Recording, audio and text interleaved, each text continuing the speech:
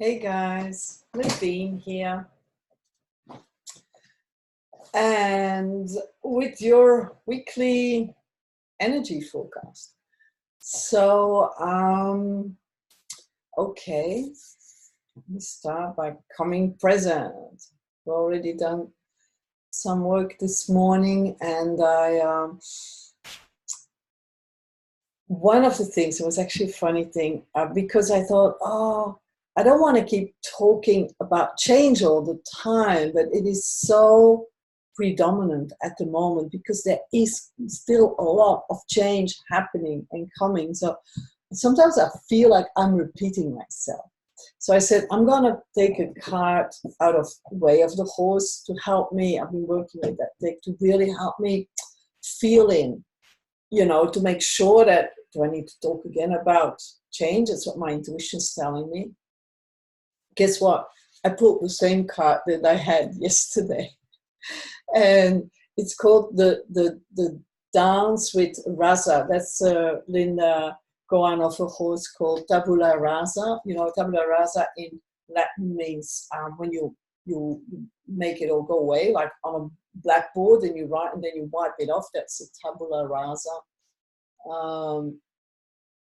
And Rasa in India also, they have to dance with Rasa, which is like a transformation, the spiritual thing transforming. So it has lots of meanings. And I do sometimes liberty work with horses, and there's one thing that has changed big time, the way I deal with horses. I used to be trained by a Rittmeister or somebody who was trained by a Rittmeister, a German dressage master.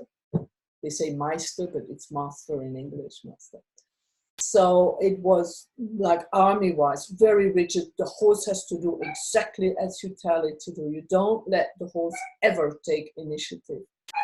And now I've changed that. I've done many other courses and I've changed, and I open up the space for the horse to communicate with me. And I make sure that I am fully grounded when I'm with my horse, and that I can listen and even have it have done initiatives. And that connection, to feel that connection, is just something amazing.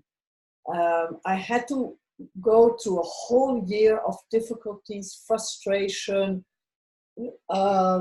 There was so much emotions that came up for me to change the way I deal with horses. And I think that's why it's very good about what we are going through now as well. Our dance in the world, our way of being with animals, with feminine energies, with emotions is changing. It was the same thing in the beginning. They were like, what do you mean you're going to let women vote? Or what do you mean people of a certain color cannot sit in front of a bus? People get challenged by change. Whereas let me go like, it always should have been equality. How would they ever thought different? And now we are ready for, again, changes at a whole different level. So that's why I always say buckle up, a bit of uncomfortable, a bit of feeling very uncomfortable, like, this is how I always done it, so now I'm not doing it that way anymore. What's next? The change is not always easy, but I think what's opening up is this whole new panorama. When you learn to dance in life, everything will expand. Your joy, your liberation, but your anger, your resentment, everything has a chance to come up, and see where in your life you can open up more to all the possibilities, and not just be grasping onto things, saying, this is how I need it to be, and I can't allow change. Change is good. I often went to big change because I wanted. I moved to the other side of the world because I wanted a big change. And I had some, but my biggest changes have always come from my inner work.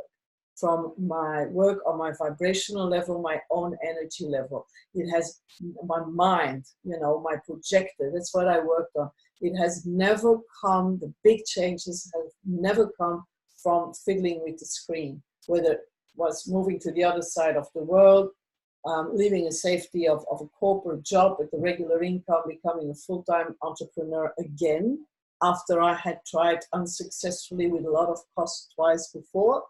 So these things, and now I can see all those uncomfortable times that I have gone through, they make sense because I know it doesn't kill you.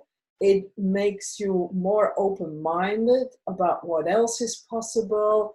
You get a toolkit like, yeah, I know I can heal. We had a really great session this morning in my ongoing online spiritual training program. If you don't know what it is, check it out, because this is going to really help you to cope with changes. So it's nadineallen.com/spiritual, or on my main page at the bottom, you can sign up as well. It really is so exciting to be alive now and to be able to bring yourself and be at the beginning of this change and know that there is so much better waiting for us. I also, like this morning, I stopped watching another YouTube video about somebody's like saying, oh yeah, we can't connect to the earth energy anymore. The earth has nothing to give. And I was like, I can connect to earth energy. The frequency has gone up, the Schumann resonance. I need to adjust my energy and come from the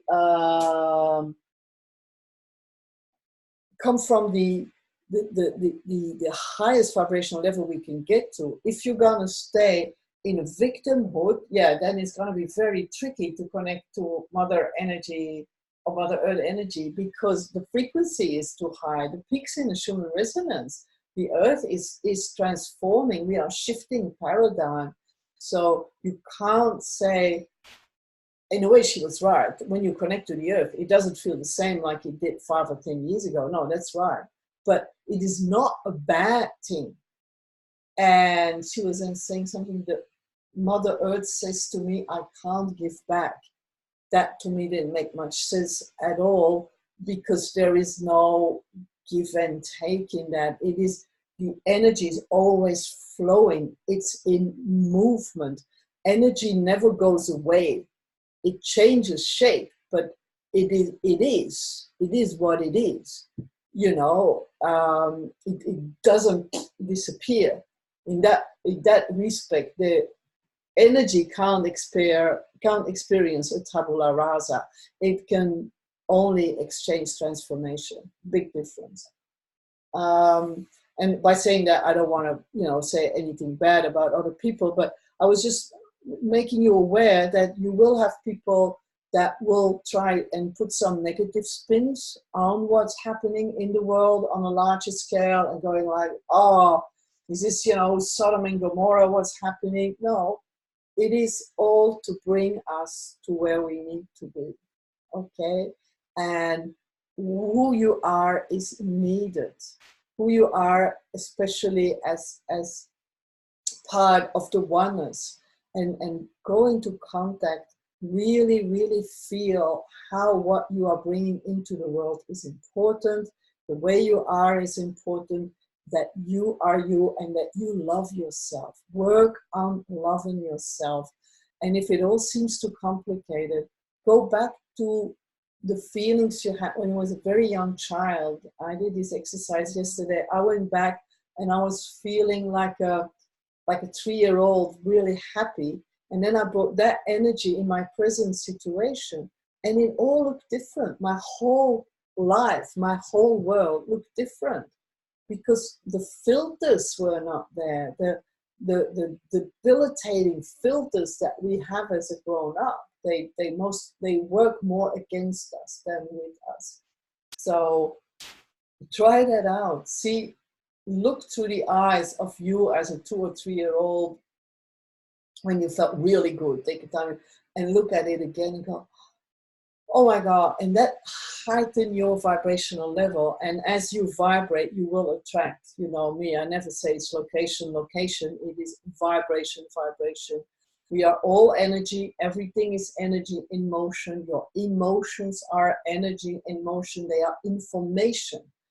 Where the energy is not in motion and when they get stuck, that's when you get the pain. So if you feel your pain, let it moving. Don't stop it, and don't say, I don't want to feel this pain, because then it creates the energy can't move, and it creates an image, a samskara. And it's like, I say, it's a filter, it's a limiting belief, and it will close off a certain possibility. And if you have a lot of them on top of each other, it's a disease in the body. First, it shows up usually in the energy field around your body, but eventually it can really go and sit around an organ or something, you know. So was really lovely. Thank you for watching this video. I so appreciate it. And I get emails from you lovely people that watch every week. And I really thank you from my heart for watching this. Sending you lots and lots of love, and see you next week. And remember, you got this.